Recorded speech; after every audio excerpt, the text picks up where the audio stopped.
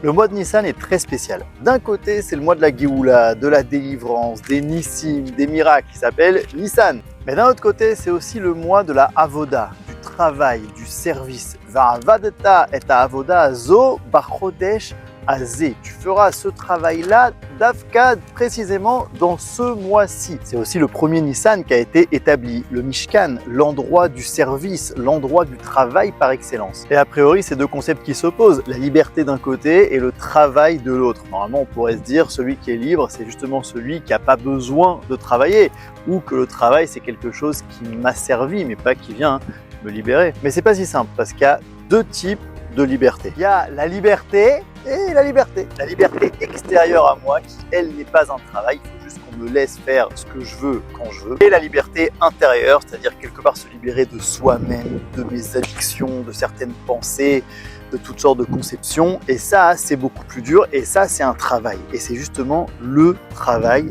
de Nissan, qui est composé de 3 étapes. Premièrement, Biur Hametz, l'élimination du Hametz. On enlève tout ce qui est superflu, tout ce qui a gonflé, tout ce qui s'est un petit peu éloigné de l'origine, ce qui n'est pas essentiel dans ma vie, ce qui ne fait pas partie de ma définition la plus première.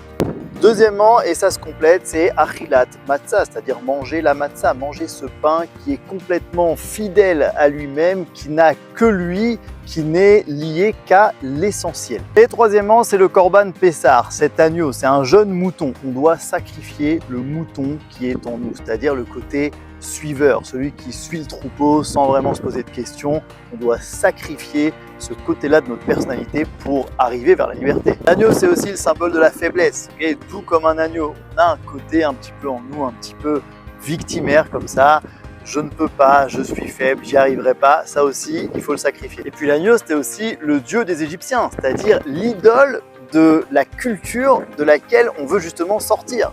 Pour être libre, apparemment, il faut aussi sacrifier ses propres idoles, celles à laquelle on a été éduqué, mais qui en vérité nous a servi. Concernant les fêtes juives, le mois de Nissan, c'est le premier des mois de l'année et il nous invite justement à commencer le processus du calendrier juif par ce travail de liberté. Et ça peut aussi expliquer une marloquette dans la Gemara. Il y a 2 opinions. Quand est-ce que le monde a été créé? Est-ce que c'est en Nissan ou est-ce que c'est en Tishri?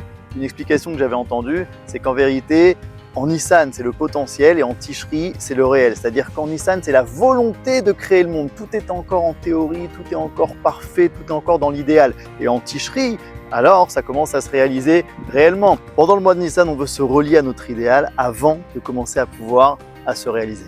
Chodesh Tov à tous.